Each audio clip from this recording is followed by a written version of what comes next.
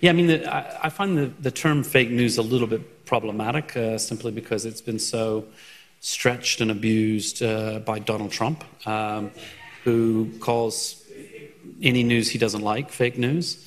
But there is a real phenomenon of fake news, of fake sites with completely fake headlines, completely fake stories sharing virally through social media. And not only the complete fakes, but also very low-quality media. That's, it's not even really serious journalism. It's just clickbait headlines and things like that. And that is a genuine problem. I think it does a disservice to call, CNN, New York Times fake news. That's silly. But I think we do have to have a concern about the rise of this really low-quality media. Richard? So for me, fake news is actually that which is used as a weapon. It's not an error in a story, an error of interpretation. We've just done our trust barometer, and 75% of people are worried about it being used as a weapon.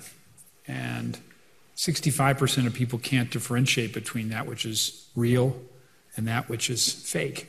And that's a bad place to be, because then they can't evaluate their public servants, they can't really pick their brands, and that's deeply corrosive, because we've moved to a time when it's not about facts, it's about opinions. And there has to be a common set of facts in order for there to be governance. Well, let's just go back to the basics around fake news. The term was really around stories, fake stories masquerading as news stories, designed to attract as many social media clicks as possible to earn advertising dollars for those who were spreading these stories. It's quite different to a real news story where some of the facts may not be completely correct because whatever the pressures were for the journalists at the time, also versus someone who's accusing a news outlet or journalist of peddling fake news because it's politically expedient for them to do so. They don't want the story to be trusted. But the knock-on effect is severe onto mainstream media. So 2/3 of people now say that the media is politicized, that it basically is emphasizing content that generates clicks.